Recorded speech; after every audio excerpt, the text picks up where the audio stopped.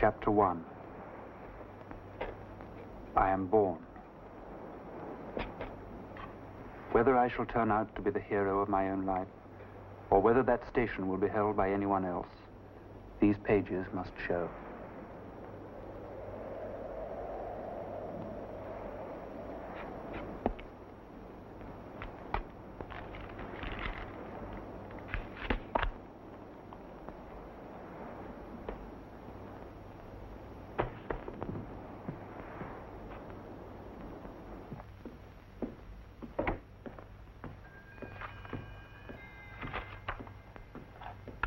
Good morning, Mr. Copperfield.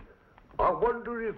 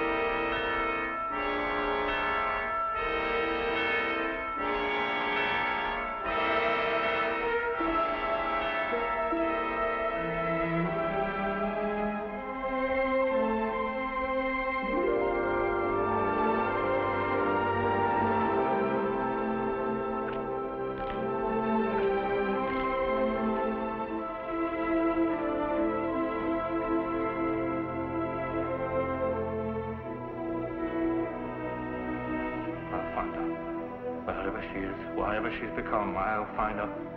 I'll seek her through the world if need be. I'll find her in her shame and bring her back. Nothing will stop me. Nothing.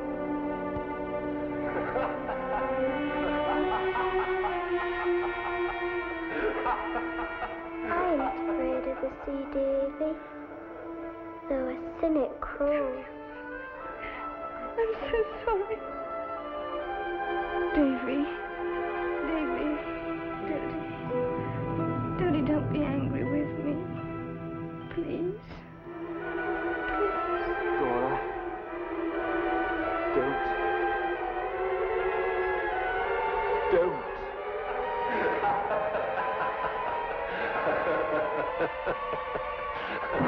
Think of me at my best, Davy. At my best. I didn't want you to know. It's no fault of yours, Master Davy. Mama! Oh, Davy. Mama is not very clever. Davy.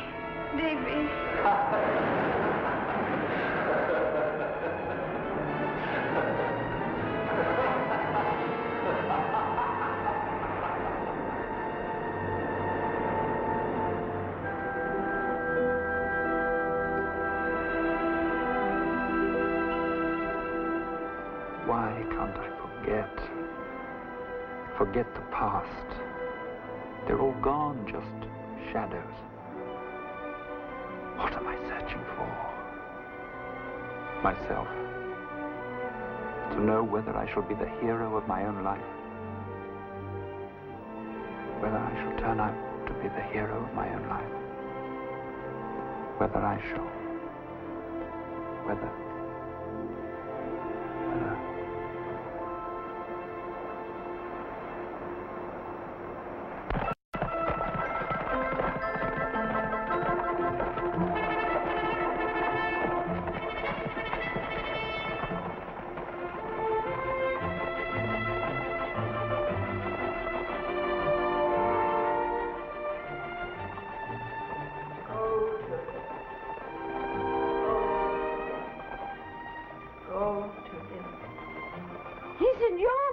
Agnes, go to him.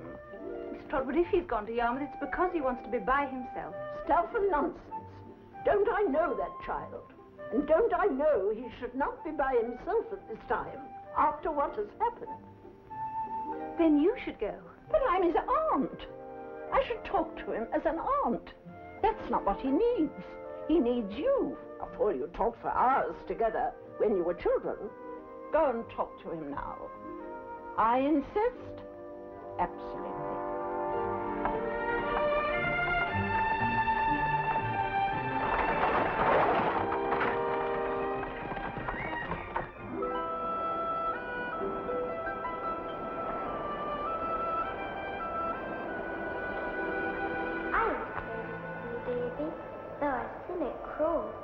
I've seen it before.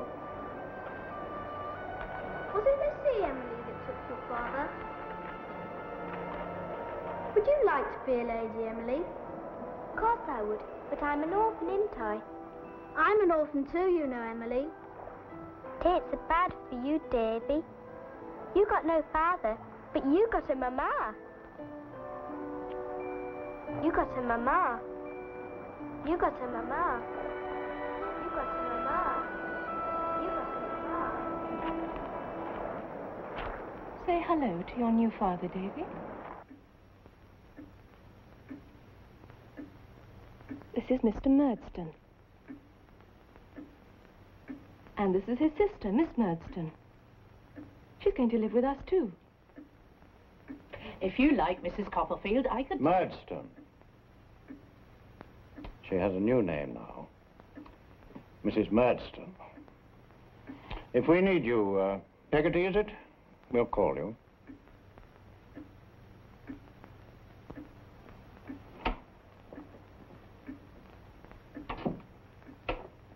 Oh, Davy, don't shame me. My little man. Now, Clara, have you forgotten our little talk? Firmness. Firmness. Firmness is what is wanted. Boys grow with firmness. Grow. Davy and I will get along well enough. Won't we, Davy? Hmm? Please don't, please. Clara, the boy must learn to behave. Oh, ow. Stop, please.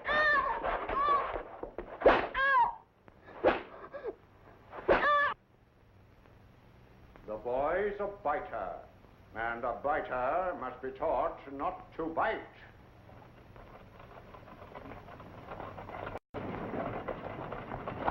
Peggotty. Davy. Oh, Davy. Oh, my precious. My own. Oh, there, my pet. Oh, Peggotty, I didn't think I'd see you. Oh, you don't think a certain party we both know could stop me saying goodbye to my own Davy, do you? Oh, there. School won't be so bad, Davy. Look what I brung you. Now, you get back on the cart, because I must get back to the house. And I'll write to you, Davy. No, I ain't a scholar like you. I'll write to you often. And Peggotty. And I look after your mother. Now, don't you worry none. All right, Mr. Bartlett, now, off you go. Go on. Goodbye, Peggotty, goodbye. Goodbye, Davy.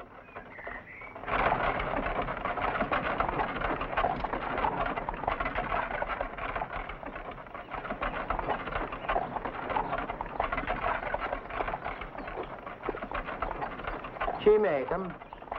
Peggotty, sir. Oh, yes, sir. She makes all our cakes. No, sweethearts. Sweetmeat, sir. Sweethearts. Ah, sweethearts. That there, Peggotty. Oh, no. Oh, no, sir.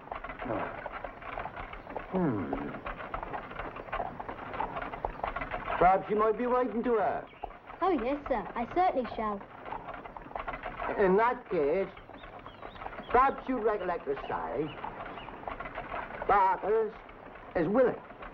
Barkers is willing. Ah, that's it. Barkers is willing. That's all.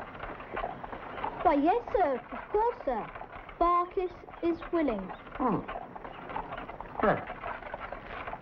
Thanks. What's your name, young fellow? Copperfield, sir. Any left? You're sure you want me to have it? Yes, sir. Good for you, Copperfield. I'm Steerforth. This is Traddles. Traddles Copperfield. Come on. You ought to see old Creakle, I suppose. What money have you got, Copperfield? 7 shillings, sir. Perhaps I'd better take care of it. You're sure you want me to have it? Yes, sir. Good for you, Copperfield. Perhaps you'd like to spend a couple of shillings on Count wine. Almond cake.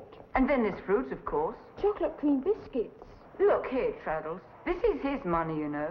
Sorry, Steerforth. Don't worry about him.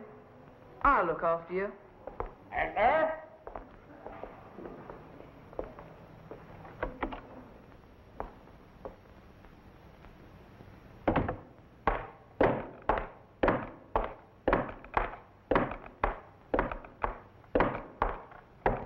Who are you? Who are you? Copperfield, sir. Copperfield, Mr. Creaker. Ah, the Murdstone boy. The biter. We know how to deal with biters here. Approach me, boy. Crouch, boy, crouch.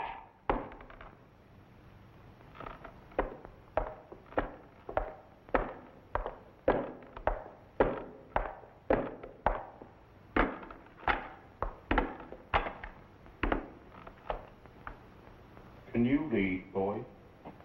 Yes, sir. What does the card say then? Beware this dog. He bites. Have you got a dog, sir? Have I got... Has he got it?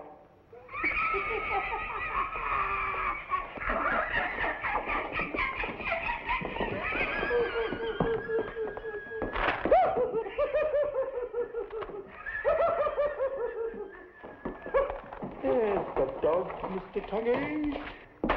There's the dog, I say. There's the dog.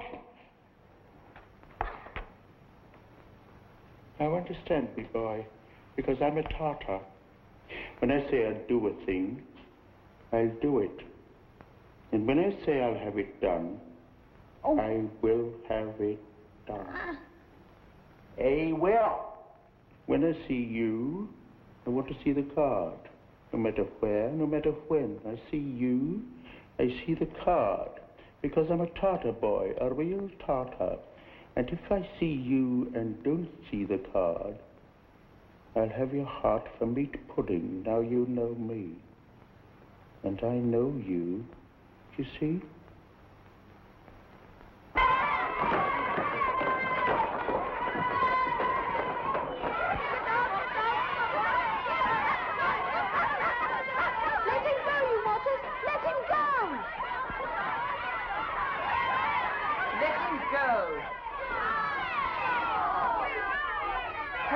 Traddles.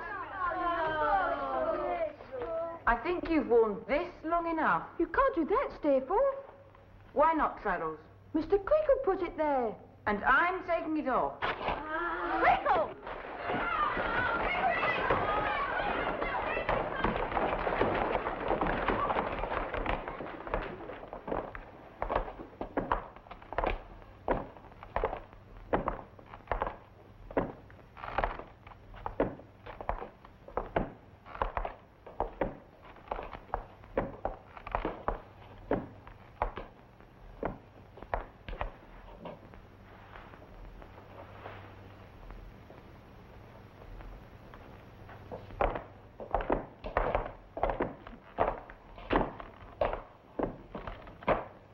Approach me, boy. Approach, boy, approach!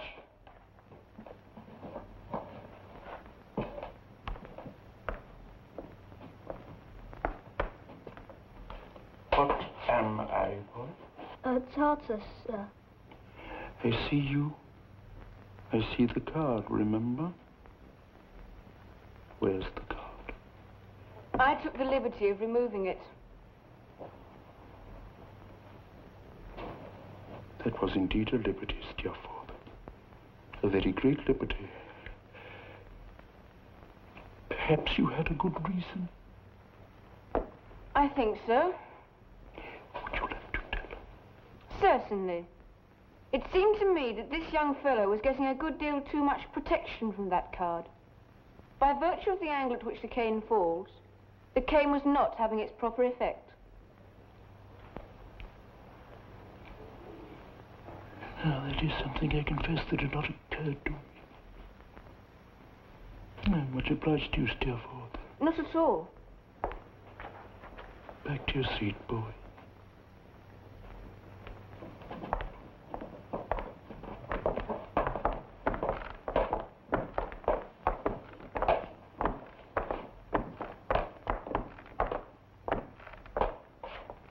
Lord is my shepherd this morning, Mr. Sharp. On my shepherd, Mr. Sharp.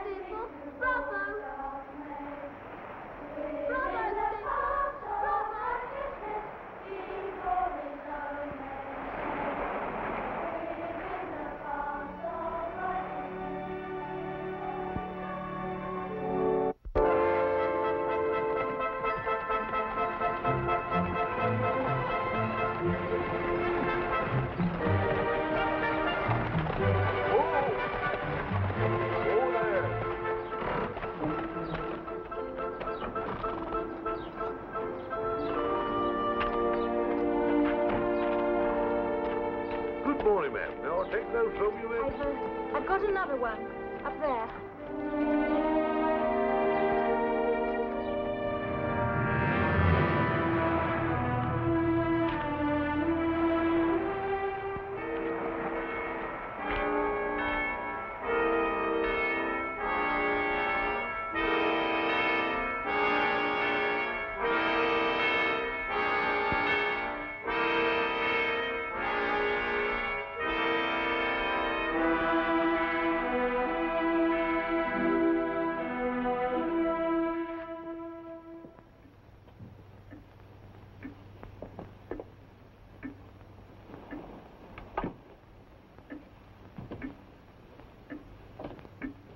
Oh, now, my baby, don't cry. Peggotty's here. Everything will be... That's enough. Your services will not, of course, be needed here any longer. I believe you have a brother in Yarmouth. I suggest you go there. Oh, but, sir... Out. You know where to find me, my love. I'll always be there.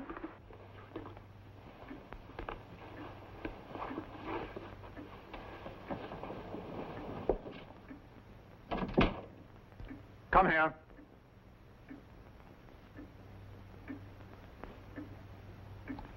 I've been thinking about you since your poor mother is no longer with us.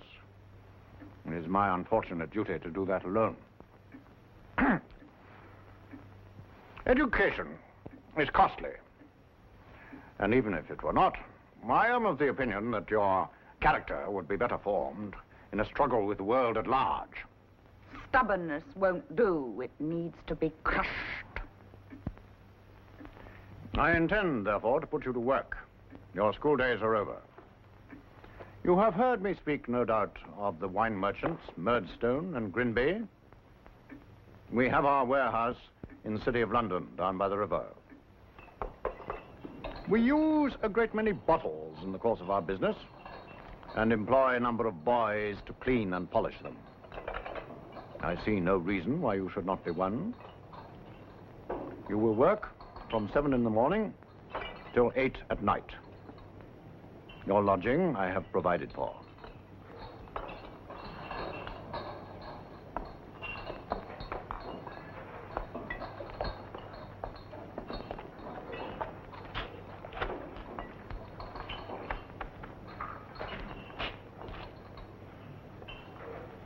You sleep in your own time. This is Mr. Micawber. We're to lodge with him. Under the impression that your peregrinations in this metropolis have not as yet been extensive, allow me to assist you in penetrating this modern Babylon as far as my residence in the City Road. In short, I shall be happy to show you the way. And that, my dear Copperfield, is the rule I have lived by in the proverbial nutshell. Annual income £20. Annual expenditure £19, 19 shillings and 6 pence. Result, happiness. Annual income £20, annual expenditure £20 and 6 pence. Result, misery. And so, my dear Copperfield. Master Copperfield, I cannot disguise the fact that Mr. Micawber's affairs have come to a crisis. Apart from the heel of a Dutch cheese, which is not adapted to the needs of a young family, there is not a thing to eat in the house. Oh, come, my dear, I'm sure if we all look, something will turn up. Something always will turn up, you know.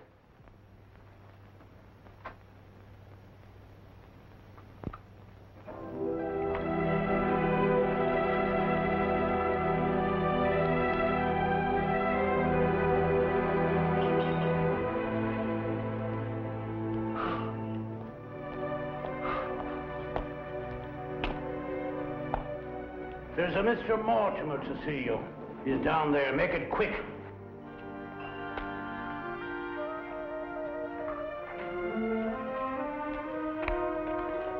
Mr. Mortimer, sir. Mr. Micawber. My dear Copperfield, the penetration of your vision is unnerving. But why the disguise? I'm being hunted, my dear friend, hunted by that most savage of all creatures, the creditor. Your things. My dear young friend, at present, and until something turns up which I'm hourly expecting, I've nothing to bestow but advice. I've heard you speak of your great aunt in Dover. My advice is, seek her out. My dear friend. Farewell.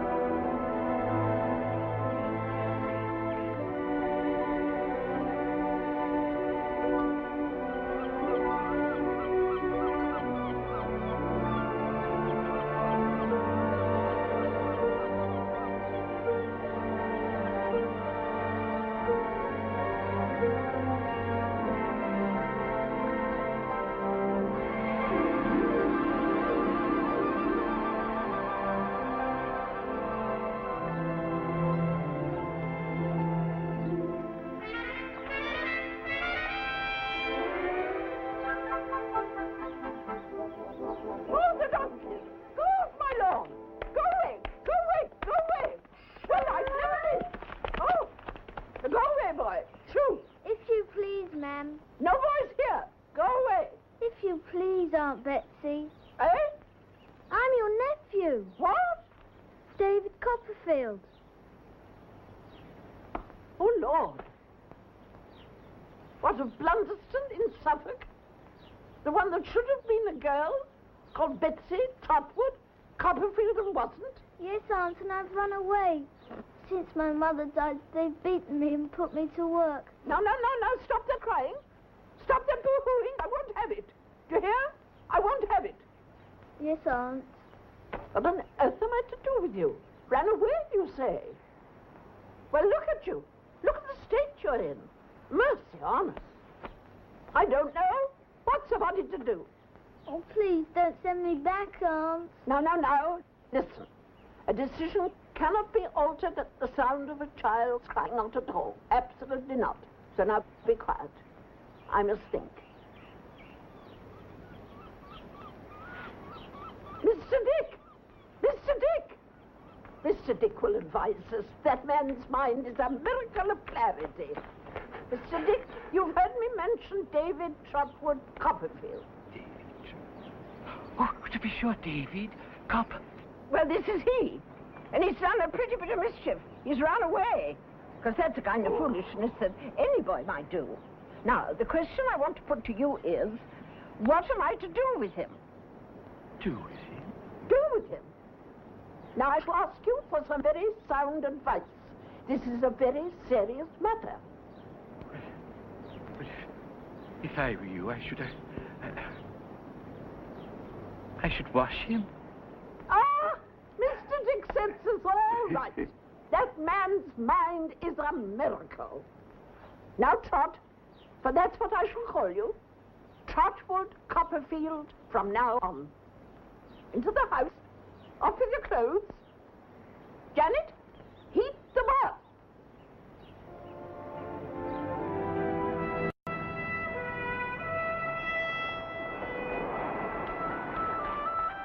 Hello, David. You shouldn't have come, Agnes. You shouldn't have come.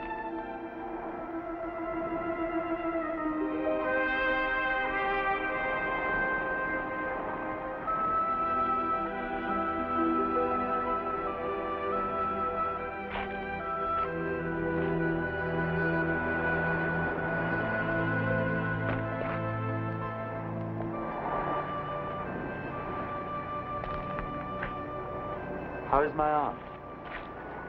She's well. And Mr. Dick?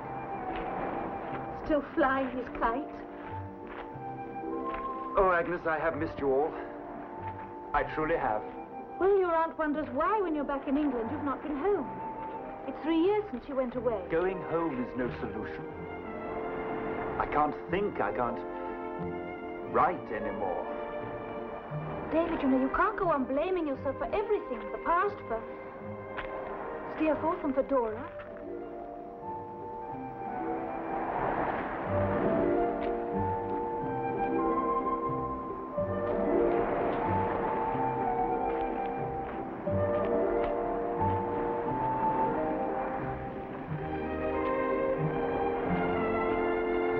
All those years when your Aunt Betsy sent you to live with us. You called me your little sister, remember? Well, we used to be able to talk to each other then. It's all a nightmare, Agnes. Yes, but sometimes it's better to expose a wound to the open air.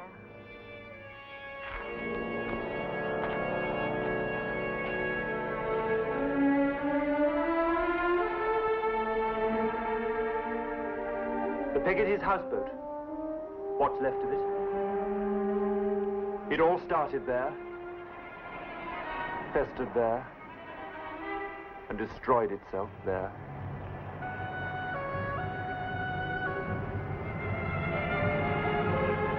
You'll love the Peggottys, Steerforth. They're good, kind, simple folk, and they don't pretend to be anything else. Oh, I dare say their skins are rougher than their natures. Well, come on, let's see these paragons of virtue. Steerforth?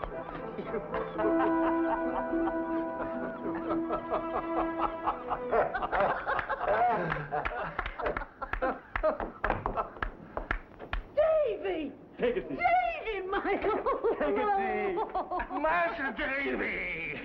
Boiled lobster, that's what I am if this don't top everything. Mr. Peggotty. And Emily. Little Emily. Goodness, how you've grown. Are you both grown? Welcome, Master Davy. Ham. It's good to see you. Oh, this is good. And who is that sitting there so quiet behind you? Huh? I bet you don't recognize that Holden, huh? Barkis is willing. I still am. Hello, Master Davy. Hello, Mr. Barkis. Well, stat me if we ain't the rudest of them all. Here's Master Davy brings this young gentleman down to see us, and we leave him standing there like a fish out of water. Then a fish must have more than one element, Mr. Peggotty, for I feel perfectly at home. That's kindly said, sir. Steerforth, I am sorry. Not another word, then. This is my old school friend, Mr. Steerforth. Oh, leave me do the honors, Master Davy. Mr. Steerforth, those who are welcoming you to our home is as follows. My sister Clara, her husband, Mr. Barkis, my Emily, and my nephew Ham. And my plain self, as is called, Daniel Peggotty. And very glad I am to know you. Come now, sit you down, sir. And you too, Master Davy. Because I've got something to tell you. It just won't keep inside of me a moment longer. How you two gentlemen come to be here on this day of all days, I'll never know. For if it ain't the brightest of my life, I'm a shellfish. Boiled, too. This here little Emily, as you see a blush in here just now, sir, ain't my child. I never had one. But I couldn't love her more if she were. You understand? I do, indeed. And this great tarpaulin of a chap is standing there beside her and has known her since a child from living in the same house with her. What's he gonna do but lose his heart, Uncle Daniel. No, Emily, come back. Go fetch her back, Ham. Emily. Loses his heart, I say. And she's accepted him? Just before you come in.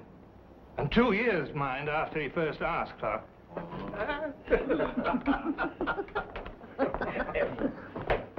Emily, I'm delighted.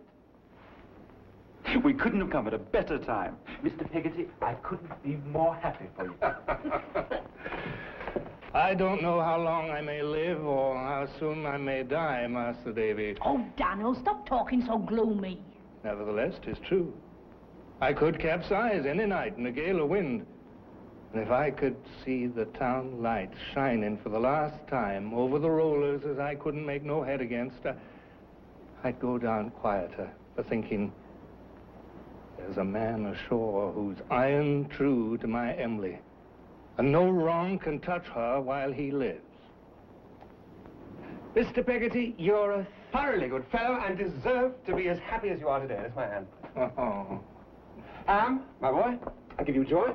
There's my hand on that, too. Thank you, sir. She's more to me than ever I can say. I love her true. There ain't a man in all the land or sailing on the sea could love her more. I can see that. And I can see she's worth it. Emily, I wish you joy. Thank you. And what is this I happen to have in my pocket? Why, it's nothing less than a full flask of French brandy, which, if the ladies will permit, we gentlemen will split between us. Bravo, Steerforth. I'll fetch the glasses, Davy. There's biscuits in the tin. I'll get them down. God bless you, Emily. It's what I always wanted, but never dared hope for. I can rest happy now, knowing that no matter what happens to me, no harm shall come to my Emily. None.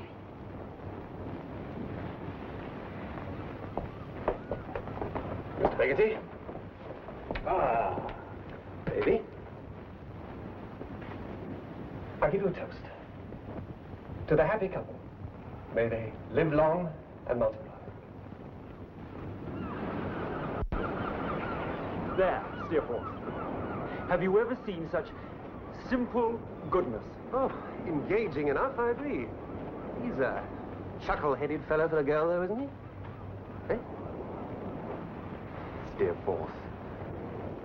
You joke about everything, but I know it's without malice. There really is a goodness in you, Davy. I wish to heaven there were in all of us.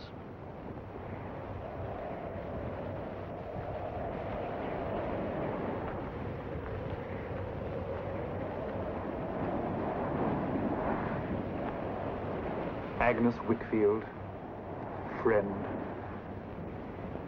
What are you? A saint on some errand of mercy? No, David. Why really did you come? Your Aunt Betsy was worried about you. After all that had happened, your strange letter. Aunt Betsy. You should run, Agnes. You're a fool to stay. Do you want me to leave? No. No. Then talk to me about it. About the voices you hear and the faces you see. Tell me. They haunt me, Agnes. And yet it's as if I wanted them to. Wanted them to punish me for all the things I'd left undone. Undone? What else could you have done? I could have loved Dora more. And Steerforth less. Yes, that you might have done. There was no truth in him from the start. It seemed so plain, and yet you worshipped him. Why? You should have seen him at school. He was like a king. He was a good angel. He was your bad angel.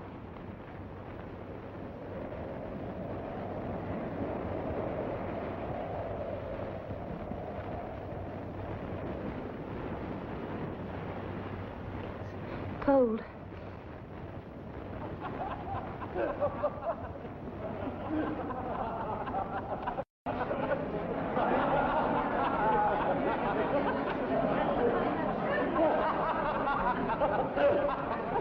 You are all right, Davy, are you, my friend, I think you are both quite drunk by oblivious stress. Beautiful. The whole world seems to be going round and round. Well, it is going round and round, you have. But I never noticed it before. Nor the amount of my wine that you have both consumed. Why, Master Copperfield, what a pleasure and a privilege to see you once again, sir. I should have called say Mister, but the other comes so natural. Agnes. Oh, bless me. Agnes. I think you should go home, David. Yeah, absolutely. First, allow me to present two trusty companions from my school days. Mr. James Steerforth and Mr. Tommy Traddles.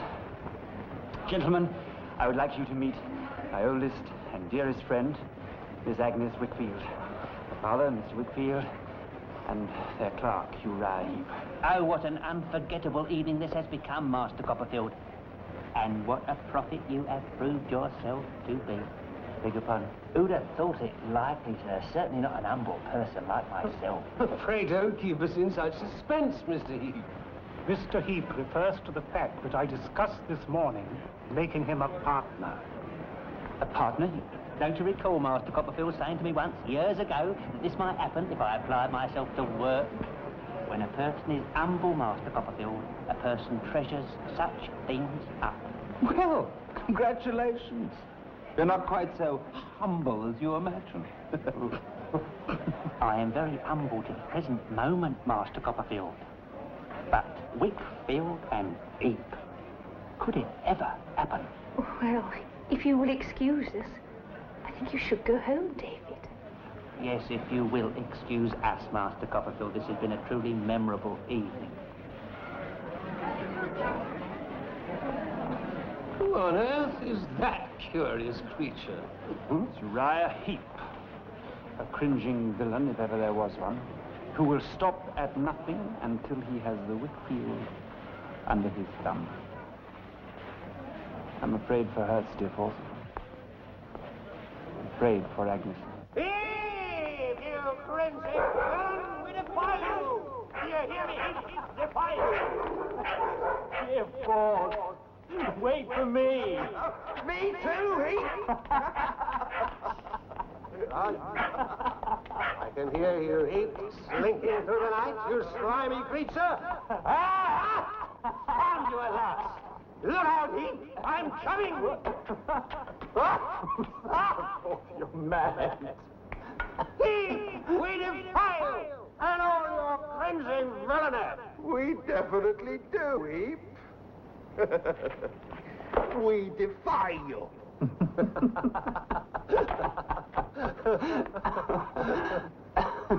Where would that be without you, Steerforth? At home, in bed, decently sober and decently sleeping.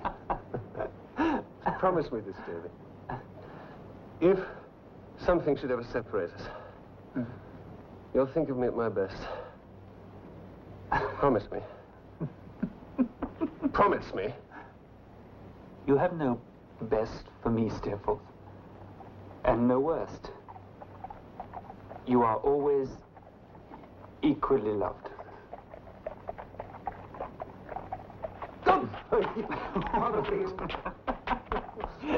Show yourself, Heep!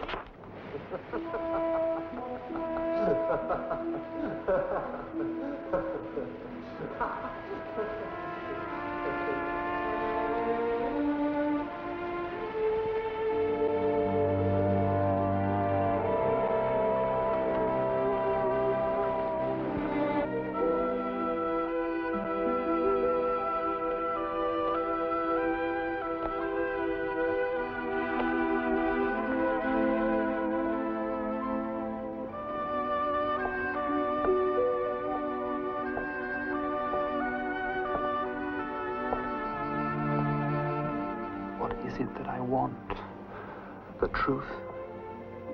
About what? About me? About my life? What is my life? Is it just a series of accidents, or is there a deeper meaning to it all? My childhood. Steerforth. Dora. So secure in her own fragile world, I should have left her there. Left her there.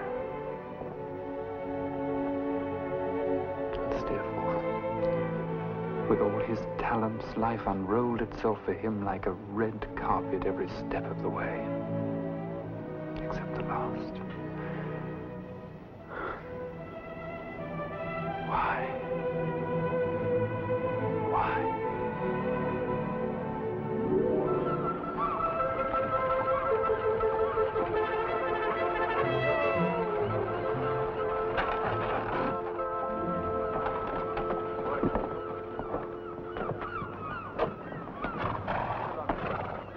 Goodbye. Goodbye. Copperfield! Steerforth! I didn't expect to see you here. Oh. I came down to sail my boat. You like her? You ordered a few weeks ago. Come for a sail. No, I can't. I've come down to see Buck as he's dying. Yes, I've heard. Come with me. We can talk as we go. Well, they'd all be there, and I'd feel out of place. Oh, nonsense. All right, but let me sail you down. It's a long way round. Come on, climb aboard. All right, I will.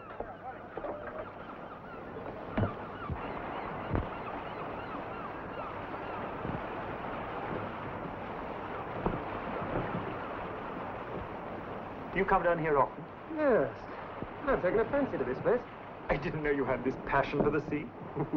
It's an Englishman's birthright, Davy. I've just discovered it. You should come down more often. I have to work. My apprenticeship cost my aunt a lot of money. You're far too responsible, Davy, even for a budding proctor. Life is there for the taking, you know? Hold that.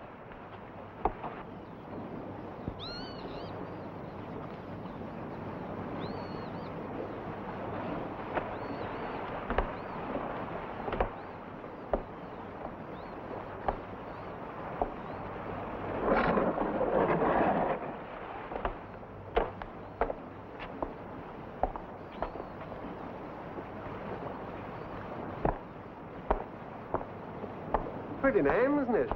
Yes.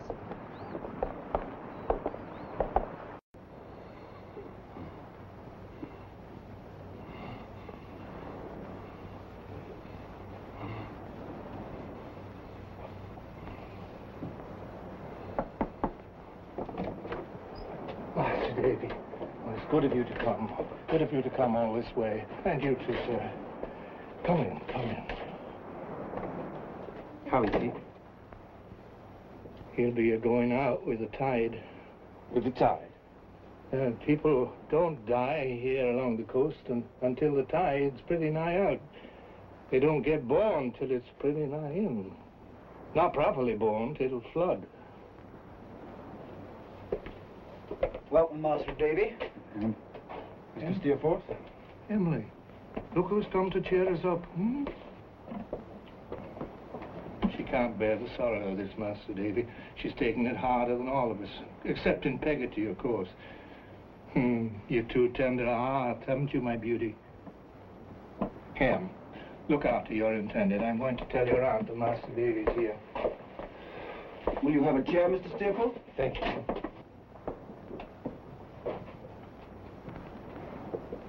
Peggotty said in her letter that you've had to postpone the wedding. No.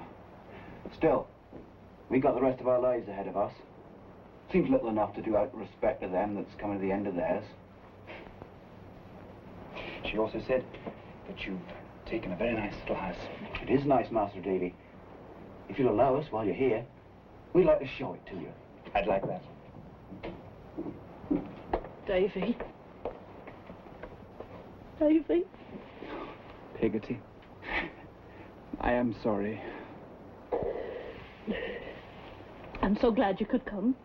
If he comes round, it'd cheer him up to see you. My Bacchus always admire you, Davy. Look, Mr. Steerforth came down with me. Oh, that's good of you, Mr. Steerforth. My sympathies, Peggotty. Thank you, sir. Thank you. I think we should all go in now. Won't you come with us, Emily? Please.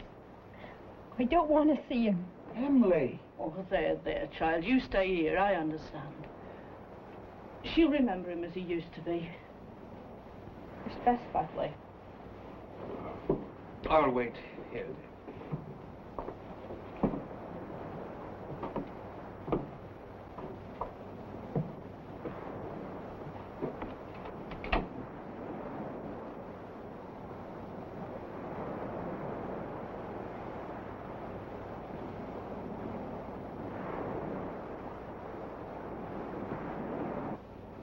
The tide is a-going out.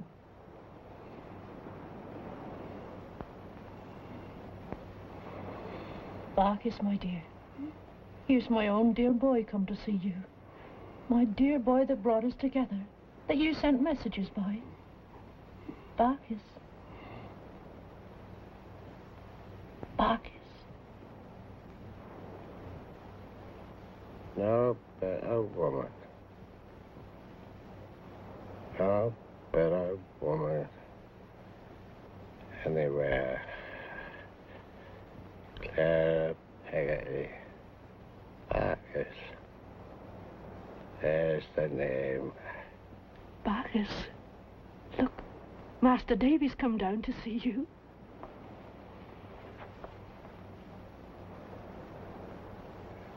Perhaps you might be writing to her. Yes, Mr. Bacchus.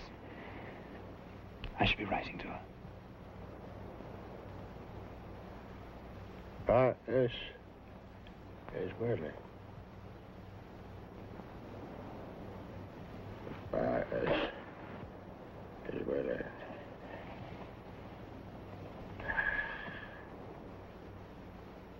They're both of them going out fast. Him and the tide.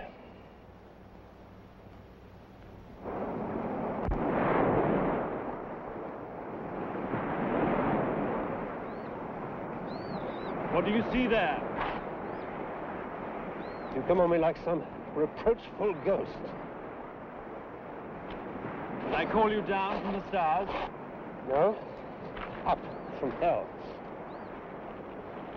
I wish to God 1,000 times I were your poor Daniel Peggotty or his chuckle-headed nephew. Anyone but me. I wish with all my soul I'd been better guided. I wish with all my soul I could guide myself better. Steerforth, what is it? Nothing. Nothing. Fancies, that's all. I'm heavy company for myself sometimes. Bacchus is dead. The sun sets every day for someone. We must ride on. Rough shod if need be, smooth shod if that will do. On and on, over everything, win the race. What race is that? Why, the one we're all in. The one we enter from the start. I'm going back to the inn. You joining me? You don't need joining, Davy. I've never known anyone so well put together as you.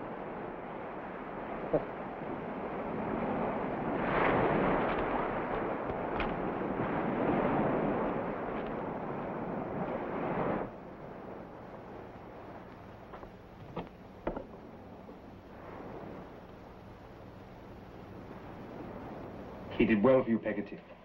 He left you well provided for. He was always so tight with money. I can see now why he was. And I used to quarrel with him something terrible over it. You done your duty by him and he knowed it. And he done his by you. And that's as it should be. Where's Emily? She's mentioned in the will. I can't start without her. Oh, she'll be here shortly. You're wondering what that's for, eh, Davy? Why, I puts that candle in the window for our little Emily. You see, the path there's not overlight. You worry too much about her. You may be right, but I always done it, and I don't doubt I'll go on so. Even when she's wed? Oh, when she's wed, that's different, but I tell you something, Master David, like as not, I'll still go on putting that candle in the window and pretend that I'm expecting her. Here she is. Where's Emily? Master Davy? Will you come outside a minute? Got something I want to show you.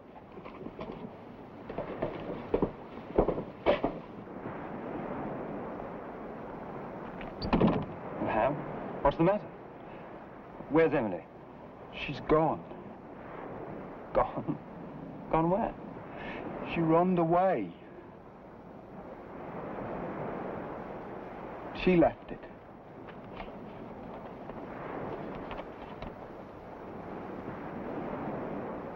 What am I going to tell him, Master Davy? How am I going to tell him? Things old Barkis collected.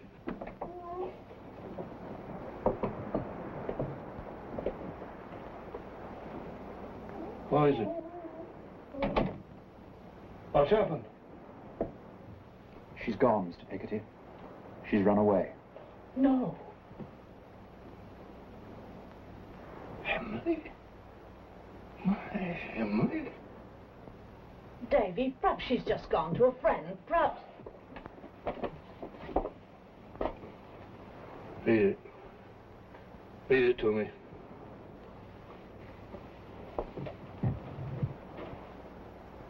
When you who love me better than I deserve see this, I shall be far away.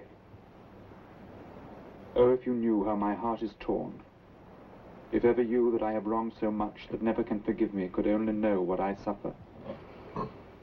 Tell Uncle that I never loved him half so dear as now. Don't remember how affectionate and kind you have all been to me. Ham, don't remember we were ever to be married. Love some good girl who will be true to you and worthy of you, and know no shame but me. When I leave you all tonight, it will be never to return unless he brings me back a lady. God bless all. My last tears, my last thanks for Uncle. Oh, God. Who is it?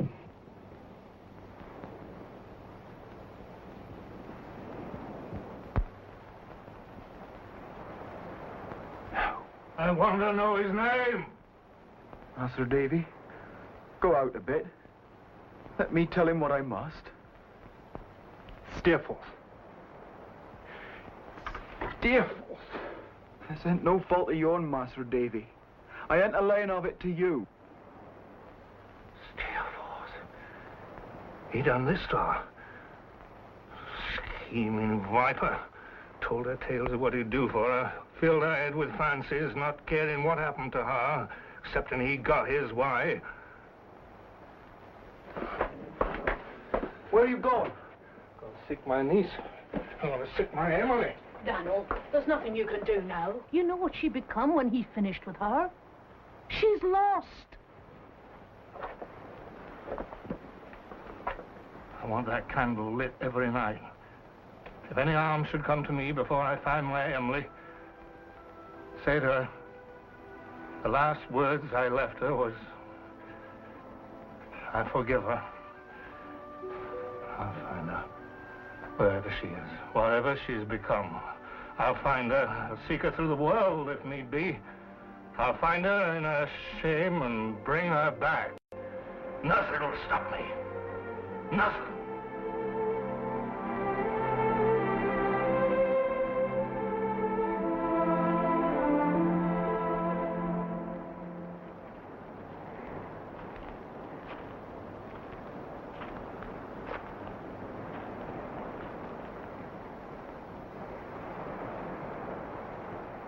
Trotwood, if he's gone to Yarmouth, it's because he wants to be by himself. Stuff and nonsense, child. Don't I know that? And don't I know he shouldn't be by himself after all that's happened? I cannot go. I can't leave my pupils, my school. Besides, it's clear from his letter that he wants to be left alone. We should respect that. Yes, it's a pity he's not a girl. Be much more inclined to do as he's told and come home. As a matter of fact, he should have been a girl. His mother distinctly led me to expect that he would be a girl. If he'd been a girl, none of this would have happened. Dear Miss Trotwood, he's himself, David Copperfield, whom we both love as a friend. Nonsense. Nonsense. Yes. Yes. I have hoped all these years he'd think of me differently. But he doesn't, and I've come to terms with it, and now it doesn't hurt anymore. But it's cost me, Miss Trotwood, it's cost me. And I've no wish to start paying all over again. Well, in that case, go as a friend. Go for my sake. You should not be alone this time, Agnes. Should not. I love the sea. Its challenge is constant. It makes no demands. It asks nothing of you. You can just stand and watch it.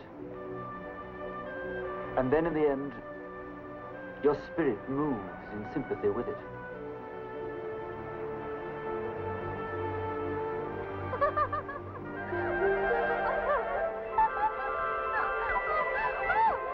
They're so young.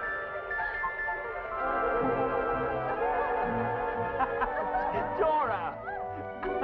Dora!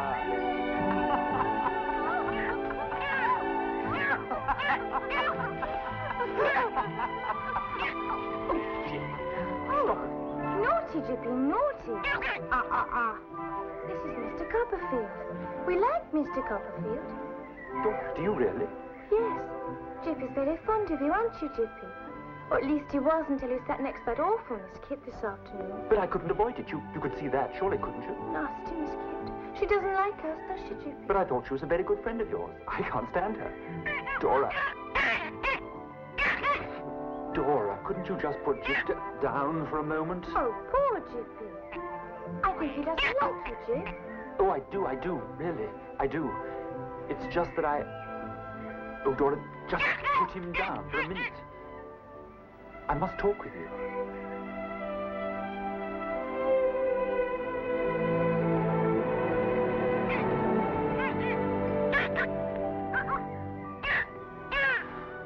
Dora, I love you. Jip, I've loved you so completely and for so long, I need you. I want you forever. Jip, if you say that you don't love me, I don't know what I'll do. Jip, please, Dora, tell me that... Jip, tell me that you love me. Oh! Oh, Dirty. Yes. Yes.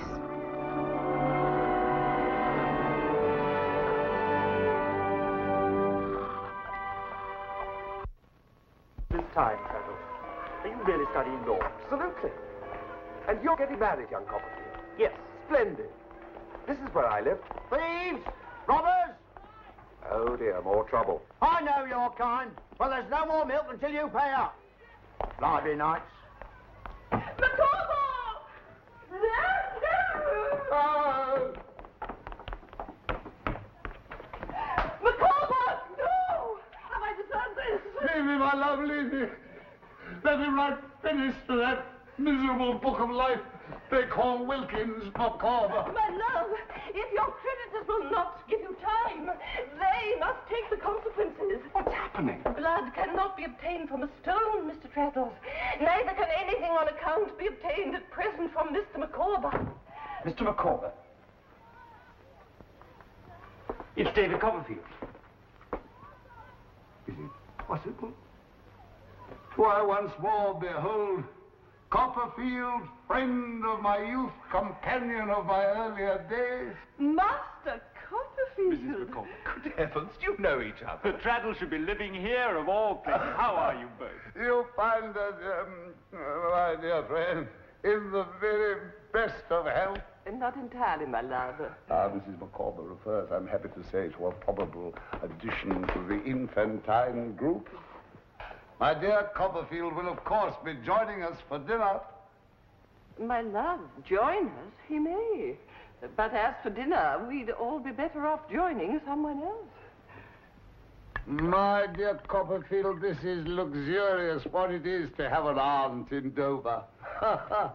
Your style of living reminds me of my bachelor days, which brings me to my 5th toast of the evening, to your approaching connubial bliss. Not before time. To learn that your life is about to be sanctified by the influence of woman in the lofty character of wife completes my euphoria. In short, I am delighted.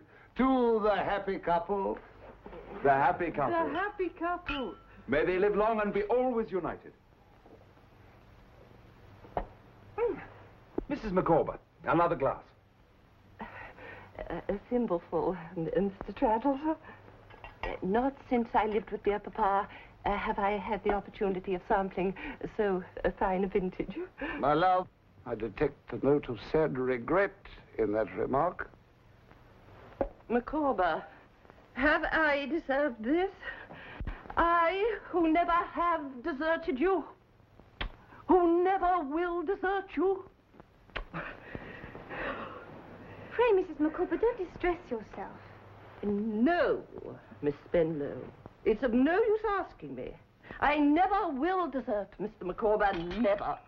Mr. Micawber, what line of business are you in at present? I'm engaged, my dear Copperfield, in the sale of corn upon commission. A gentlemanly avocation, but hardly remunerative. A situation that Mr. Micawber is about to remedy. Is that so, Mr. Micawber? My dear, there are times when one needs to take a pause, to fall back, so to speak, to take what can only be termed a spring. Absolutely. You find me, dear friend, fallen back for the spring. I'm about to make a most vigorous leap. In which direction? My dear Traddles, the responsibility for the profligate waste of my talent lies with society. I shall make that waste known to society by the simple device of advertising it in the newspapers. I shall challenge society to set that wrong to rights. Throw down the gauntlet, as it were, and say, in effect, show me who will pick it up. Let the party immediately step forward. Aunt Betsy, what are you doing here? Well, I'm ruined, Trot. I'm ruined. That's what I'm doing here. I've lost everything. I've nothing left in the world except what you see. Well, God help you now, Trot, for I no longer can.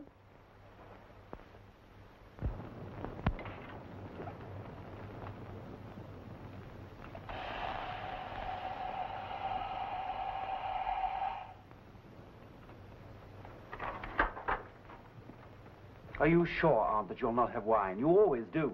Wine is too expensive, Trot. We must stick to ale from now on.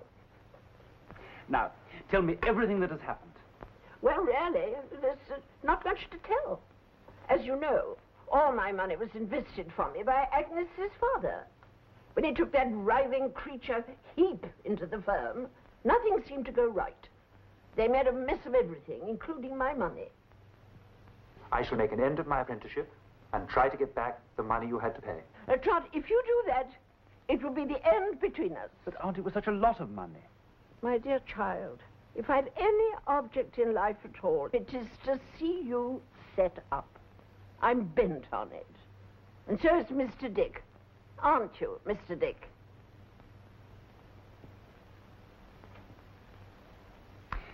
Well, then, I shall find other work. We will not starve, I promise you. Oh, goodness, Trot. If that foolish child, your mother, could see you now, she'd cry her eyes out. She'd be so proud of you. But then she always was a baby. She cried at everything. Now, tell me, how is your newfound love going to take your newfound poverty? His nose is definitely warm, Dodie.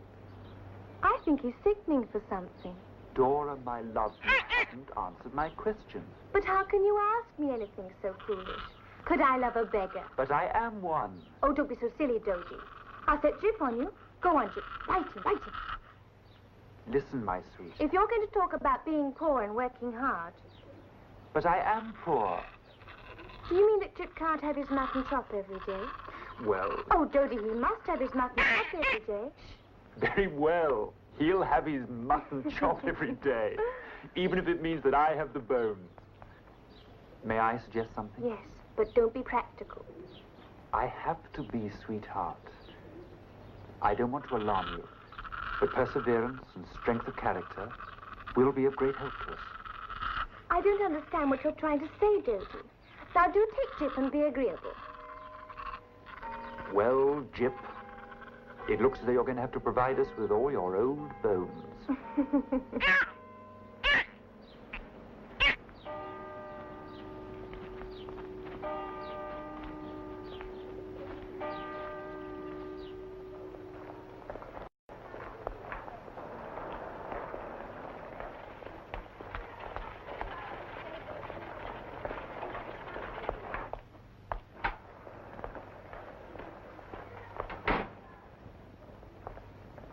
Would you tell Miss Trotwood that her nephew has come for her? Mr. Micawber, what on earth are you doing here? My dear Copperfield, I've hardly been expecting you since the arrival of that gracious lady, your aunt, who is comfortably installed inside. But are you working here in Canterbury? I am, sir, in the capacity of confidential clerk to Mr. Uriah Heep. Oh.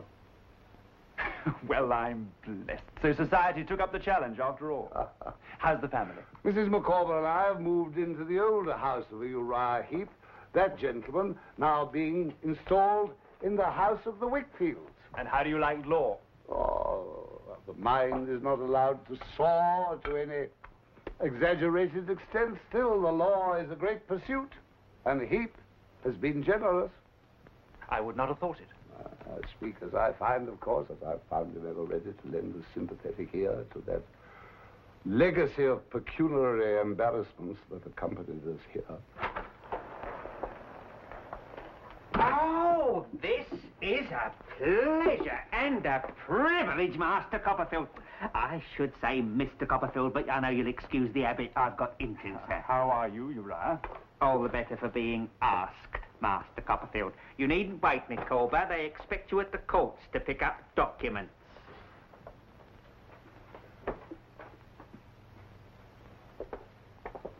What a tragedy has overtaken your aunt, Master Copperfield. I was sickened to hear of it.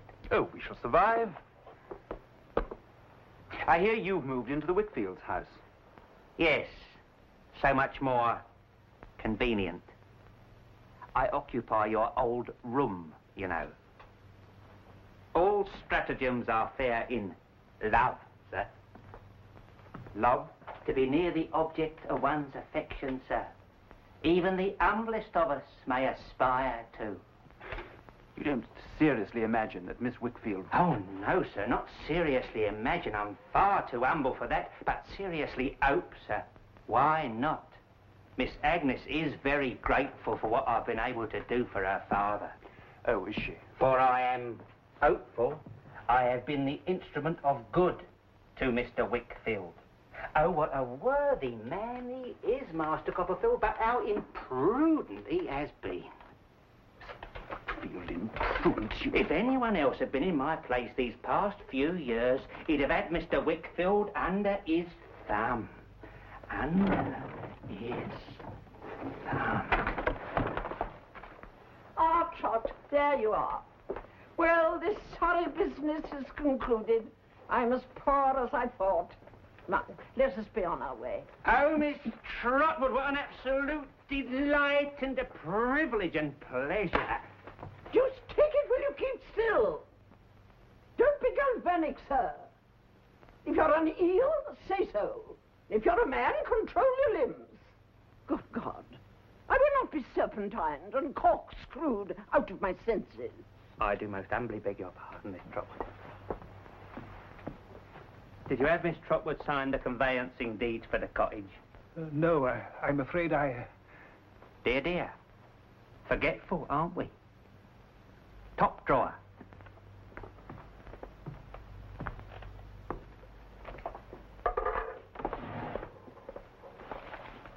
Yes? What's this I hear from Heap? That man has evil intentions. Oh, let's not talk of him. Tell me about you. About me. Agnes, I'm in love. I'm in love with the most wonderful girl in the world. Who is she? Her name is Dora Spenlow, and I want you to meet her as soon as possible and tell me what you think of her. Why will it make any difference? No, I just want to hear you go into raptures about her. Oh, David, I am so happy for you. We're ready to leave, Trot. Yes, I'm just coming.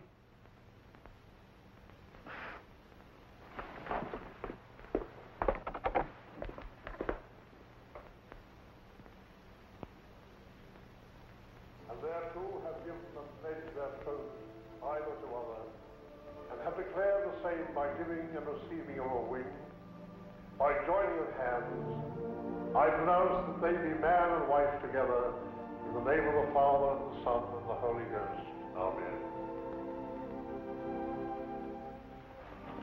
God the Father, God the Son, and God the Holy Ghost, bless, preserve, and keep you. The Lord mercifully with his favor look upon you, and so fill you with all spiritual benediction and grace, that you may so live together in this life, and in the world to come, ye may have life everlasting. Amen.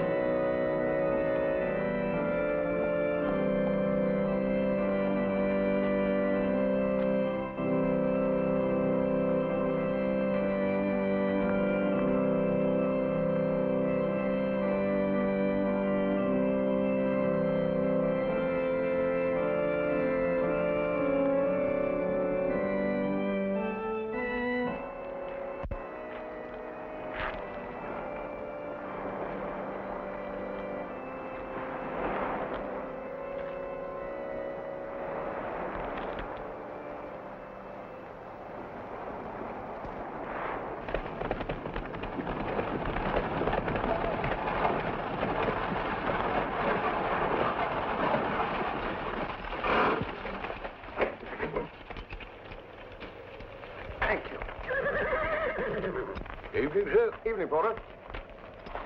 Evening, John. Evening.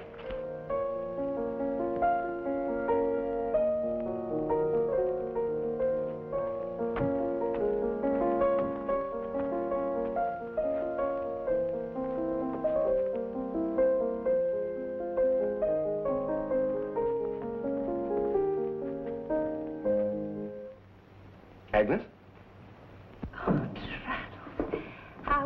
Wonderful. You're the last person that I expected to see here. Well, I had occasion to be in Norwich on a case this morning and decided to return to London by way of Yarmouth. Miss Trotwood told me that you and David were here. It's so good to see you. Well, where is our distinguished author? He went out for some fresh air. Oh, well, you'll certainly find it out there. Miss Trotwood showed me his letter. I wish there was something I could do. I heard from him while he was in Switzerland, but I'd hoped his trip abroad would help him forget, but... Steerforth, Dora. It all seems to have happened such a long time ago. How hard this must be for you. I start feeling sorry for myself now. Nothing will be accomplished except more tears. And there's been enough of those.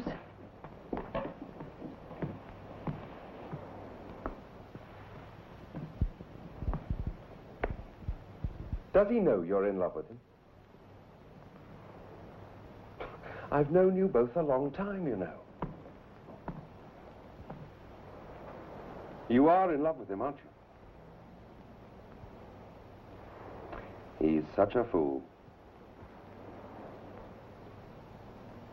Traddles, he's so alone.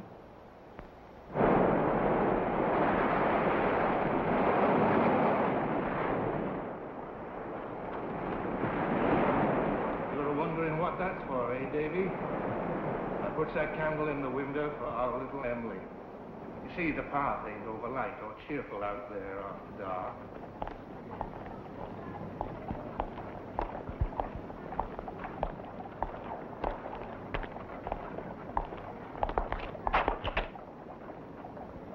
Master Davy, you, Mr. Peggotty. I've been a long way, Master Davy. A long way. It'd take too long to tell you all the places I've been. But right through France, down as far as Italy. I curse the day I took him to Yarmouth. I shall never forgive myself. One thing I can tell you, though. She's no longer with him. You mean she's left him? Well, as far as I can make out, he left her, which don't surprise you or me. Poor Emily. Anyway, losing track of him, I traveled home. But I found a letter waiting for me at Yarmouth from some place in the south of France. There was money in it. Money he'd left her, for she had none. And a note begging for forgiveness and saying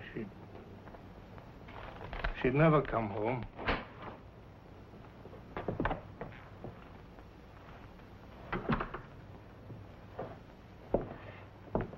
Where do you think she'd go? It's hard to say, but what I think is she might find herself here in London and... Well, it ain't no use disguising, Master Davy, what's most likely to happen to her. Well, Master Davy, what's your news, eh? Mine. Well, I'm married. God bless me, there's a thing. Married, are you? Yes, and we're expecting our first. Then you oughtn't to be sitting here talking with me, but be home along with her. Come on now. It's done me a power of good seeing you, Master Davy.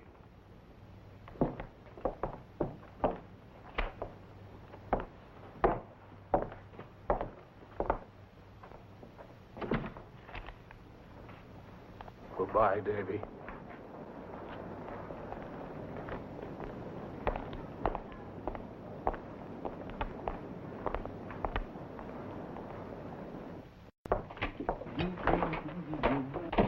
Jip! What did you get off that table? Get off!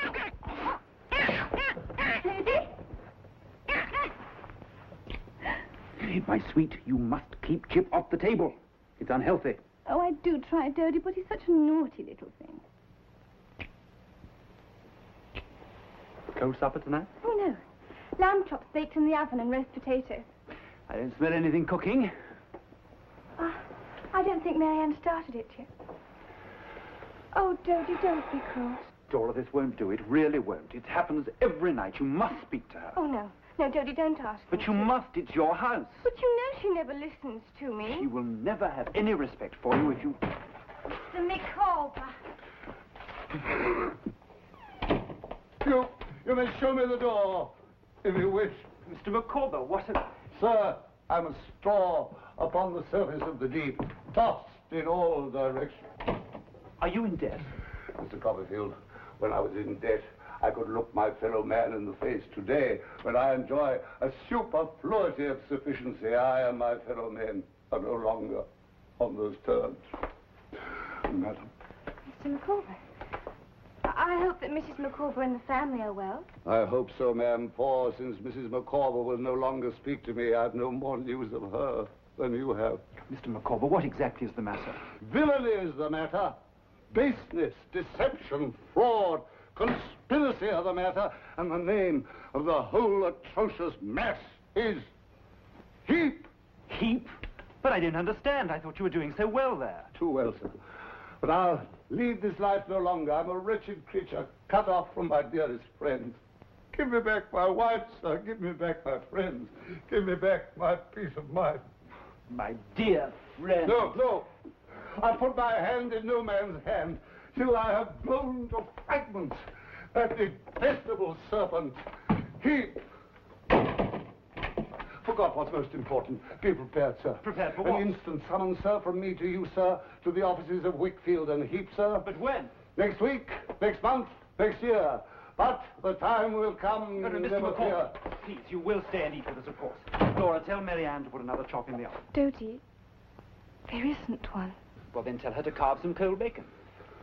Don't tell me that there are no cold meats in the house. My dear Copperfield, I'll partake of no man's hospitality till I have moved Vesuvius to eruption on that abandoned rascal.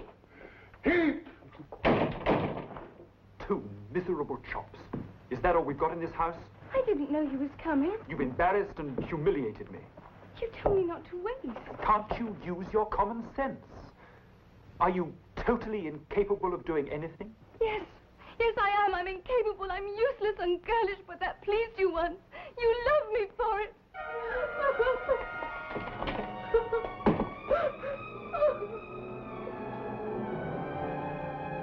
You're incapable, Clara. Now, give Jane the keys to the house.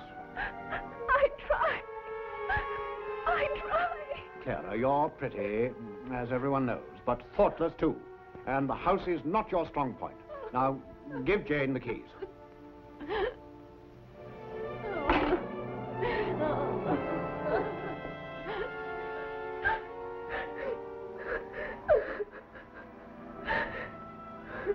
Forgive me, love. Forgive me. Oh, Dodie.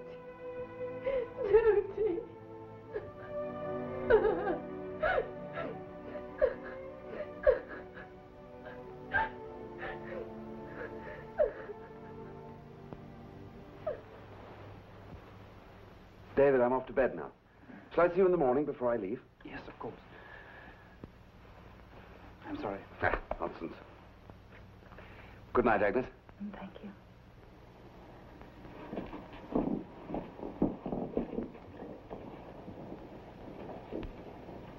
I hope I didn't seem rude. He understood.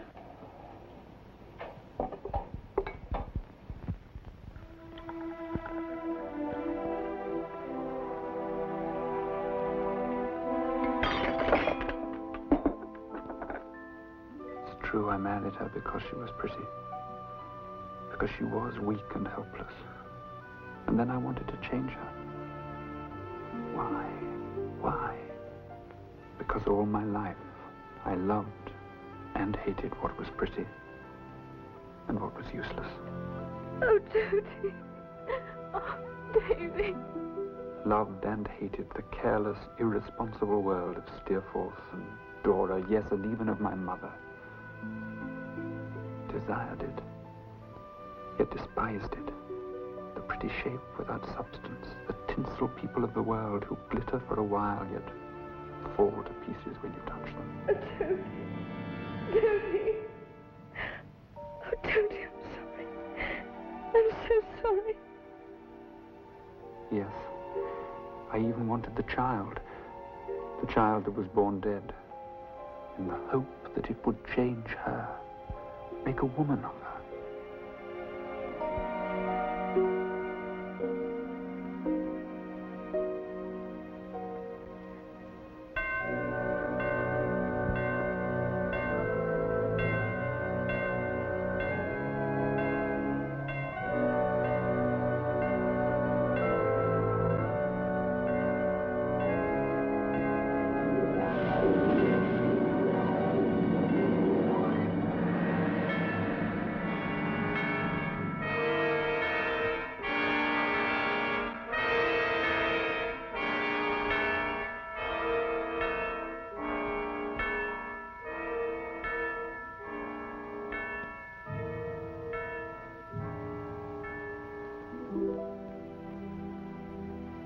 Dodie, if you don't go to Canterbury, I'll set Chip on you. I really will. Please, Dodie. Mr. Micawber is expecting you.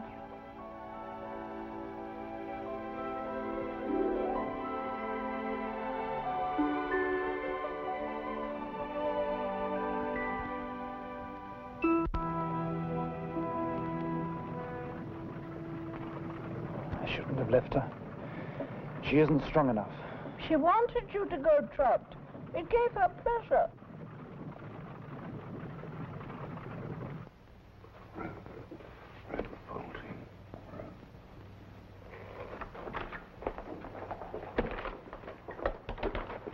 Mr. Micawber, we are here.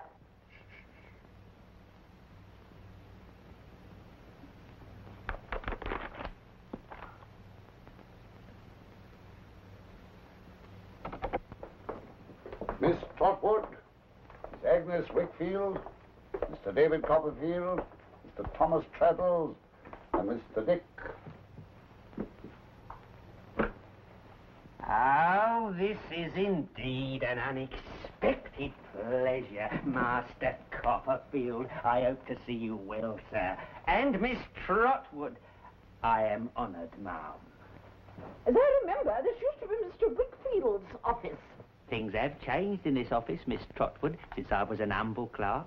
But I am not changed. No, sir. You seem to be pretty constant to the promise of your youth. If that's any comfort to you. Oh, thank you, Miss Trotwood.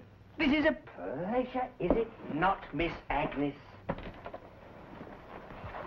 You needn't wait, Micawber. And how is Mrs. Copperfield? We have been alarmed by reports of her poor health. Micawber, did you hear me tell you not to wait? I did. Then why do you wait? Because I, in short, choose.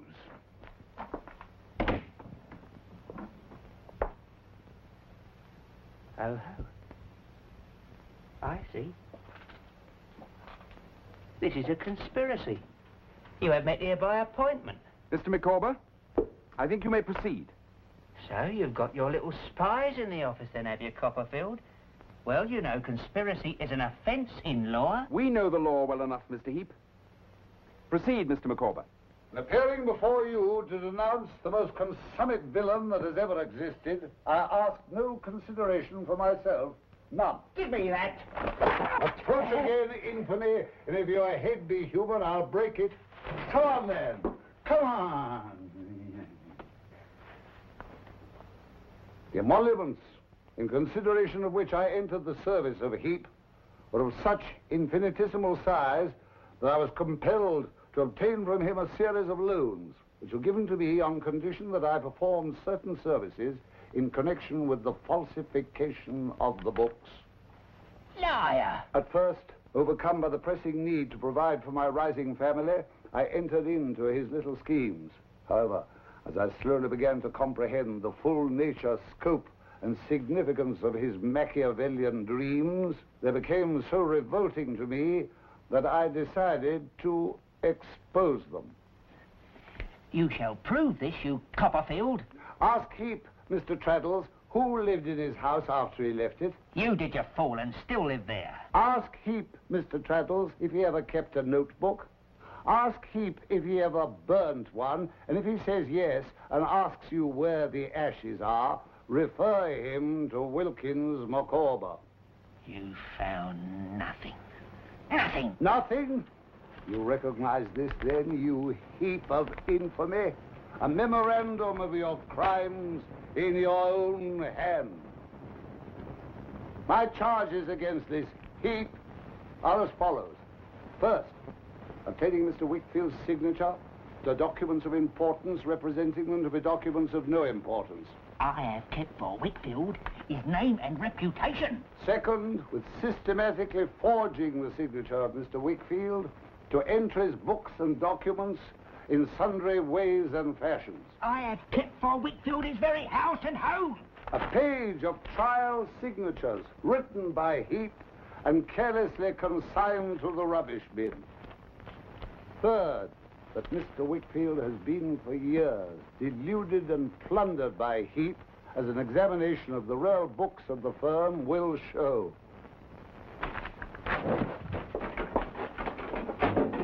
They have gone. They are. Some thief has stolen them. I did, and posted them to T. Traddles, barrister at law, 3 days ago. Heap, you will make restitution to the last farthing, to Miss Trotwood, Mr. Wickfield, and others.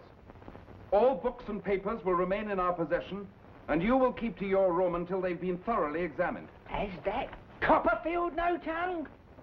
I won't do it! Copperfield, step round to the guild hall and bring back 2 officers.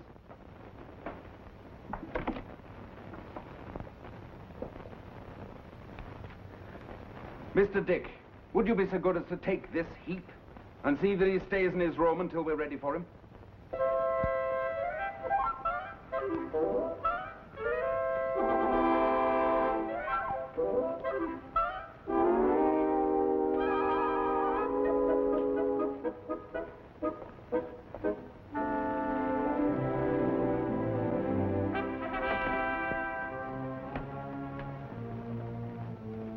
You have never liked me, Copperfield, as I have liked you. You've always been against me.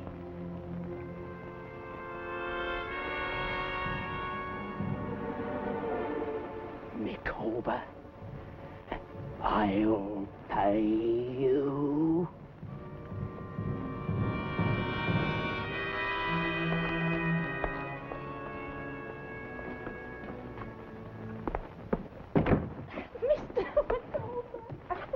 There, congratulations, sir. Over here. Oh. Lamb Shadows. Thank you, young Copperfield. Oh, Mr. Micawber, how can we ever thank you? The cloud has passed from my mind, ma'am, and that is my thanks. I am restored to my fellow creatures, and that is my thanks. But Mrs. Micawber and I will once again tread the endless path of pecuniary involvement makes me almost lightheaded. Welcome, poverty. Welcome, misery. Tell me, Mr. Micawber, have you never thought of emigration? Emigration, ma'am. Yes, just starting life afresh. Say, in Australia. Madam, it was the dream of my youth, the fallacious aspiration of my riper years. But without capital, what can be done? You've done so much for us, we can do a little for you. If you could provide a loan, say on my notes of hand. Could, can, and shall, Mr. Micawber. My dear Copperfield, I entertain the conviction that upon that distant shore, something of an extraordinary nature will turn up.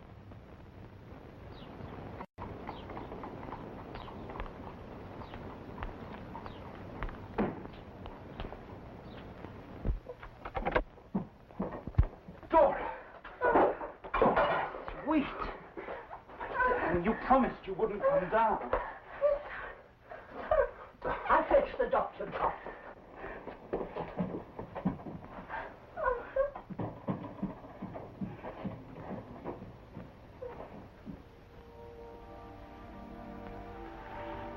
Don't be angry with me. I'm angry, my angel. I just blame myself for having left you. I'm sorry you married me. We've been happy, Dora, happy. I have. And I tried, Dodie. I really tried. Even with the baby, you wanted it so. Don't. Oh, but sometimes I used to think it would have been better. And we just loved this boy and girl. No. No. Dodie. Oh, my poor boy cried.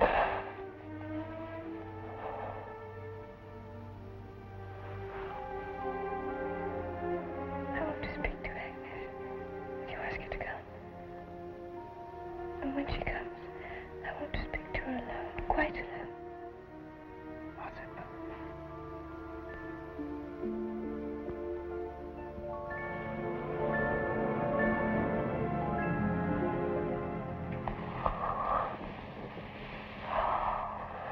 Dodie, how I have loved you.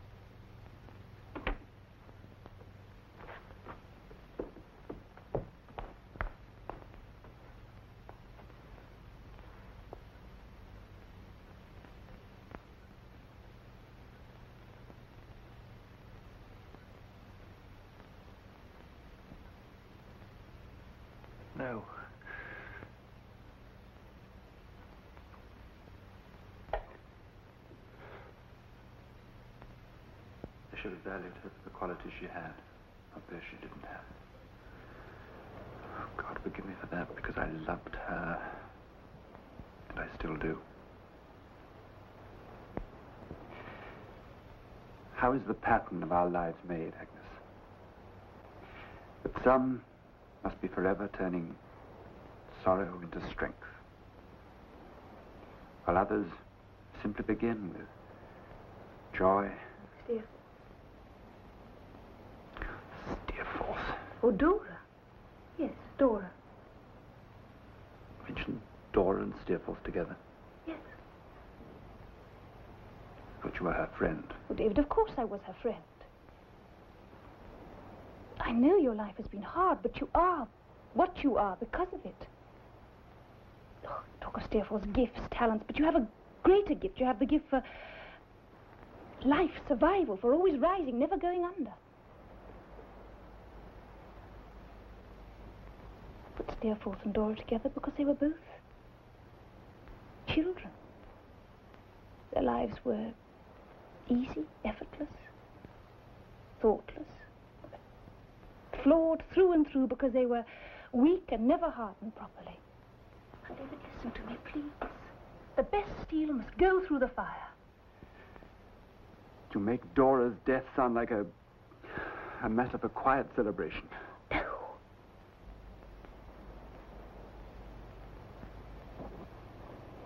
What good can come from Dora's death?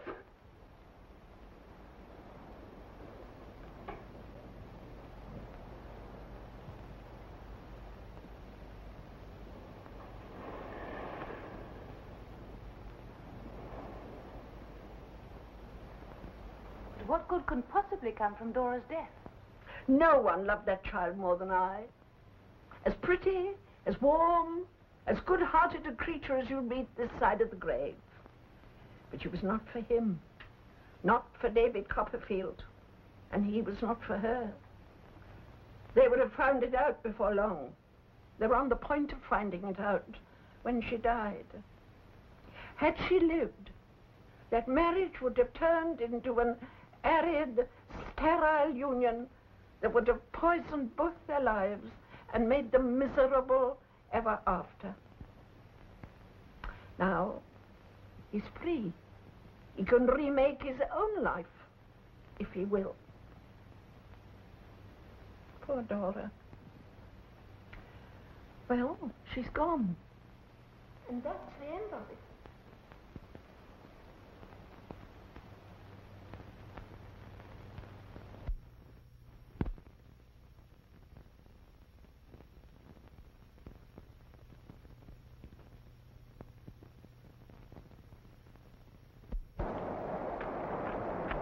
Goodbye, sir. Safe journey, ma'am.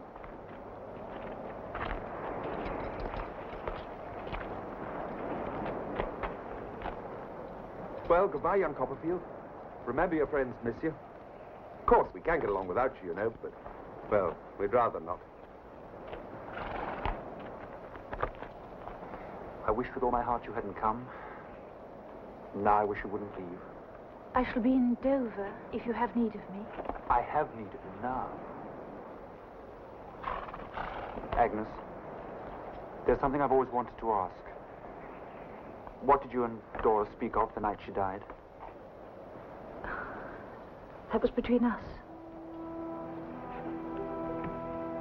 God bless you, David.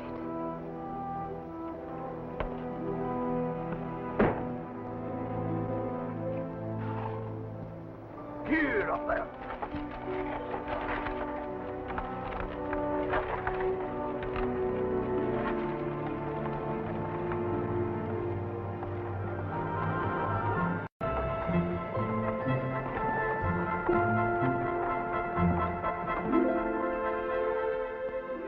Promise me, Agnes, you'll take care of David. Promise me. For I know you have loved him. Yes, loved him. For I know you have loved him.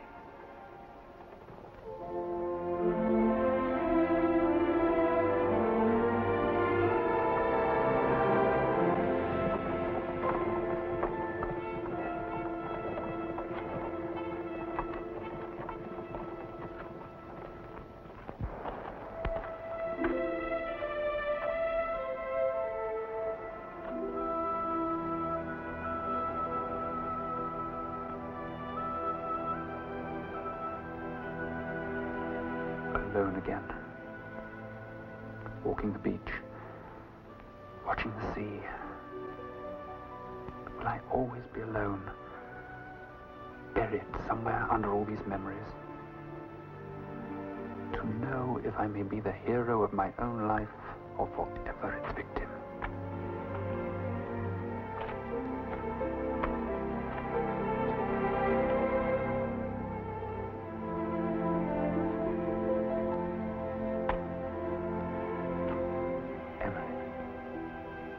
Little Emily, life was no kinder to you.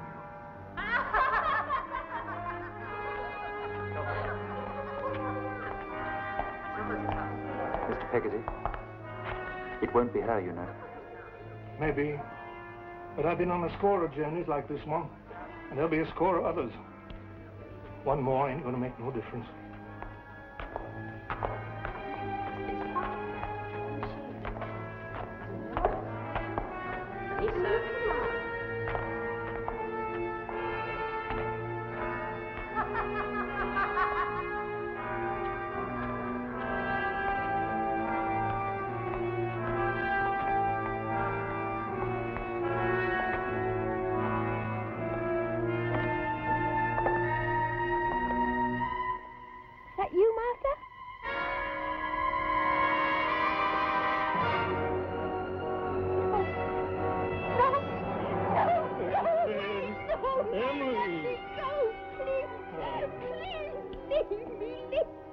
My little one.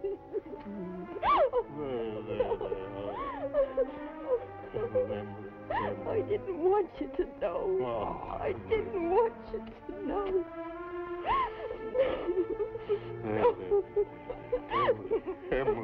Emily, don't cry. You're better off leaving me, Uncle Dan.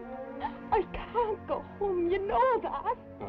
I know it, and I've thought on it. And we're not going home.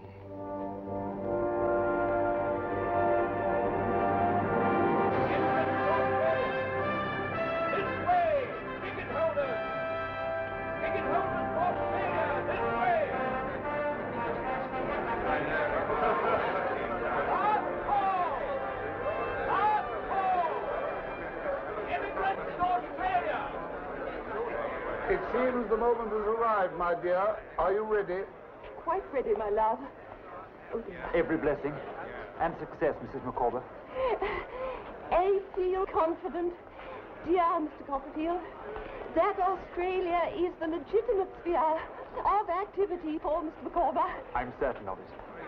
I do not as yet allude to the governorship of the colony, merely to the right opportunity. I only hope that the journey will not prove to be too tedious for you. My dear Copperfield, you provided us with delightful company, a young lady who will be a comfort to Mrs. Micawber, and a man after my own heart, an old sea salt, with whom I can discuss the proper navigation of the vessel. Perhaps even drop a word of advice in the ear of the captain. We shall, sir, if need be. You know, Copperfield, I have a distinct presentiment that something of an extraordinary nature is about to turn up. Micawber, the luggage. Yes, what we do? Terminal, little one. Good luck.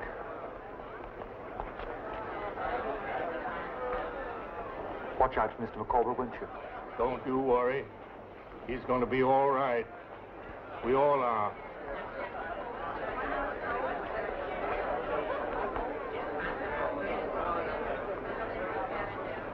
Well, Emily? You've done this for me. I know.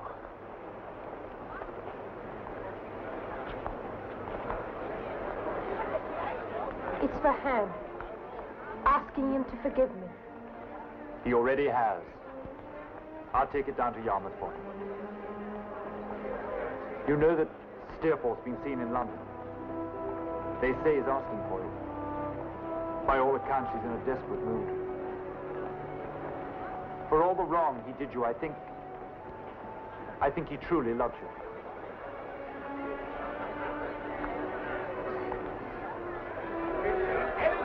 Only they use the bars to raise their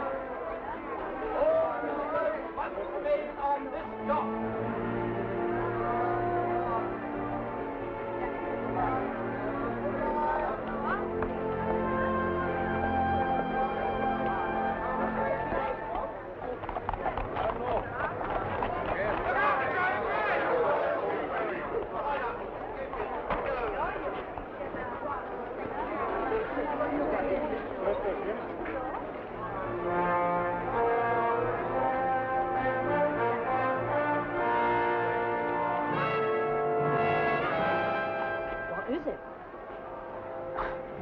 Just for a moment. I thought it was...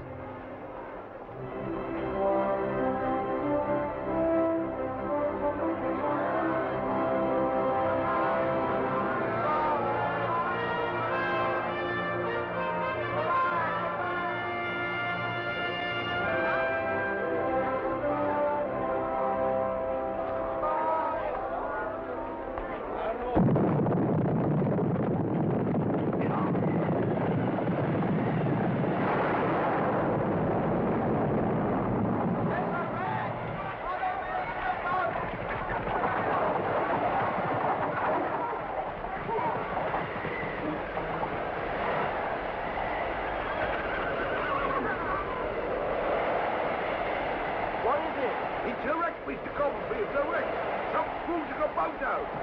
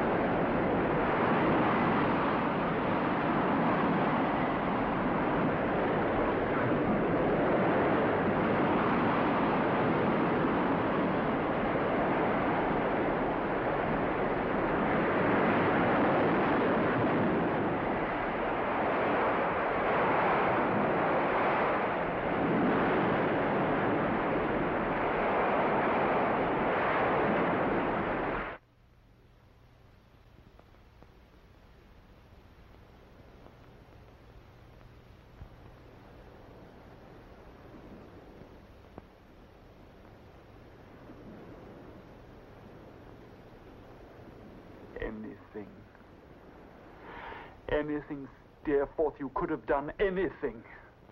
Reach the stars!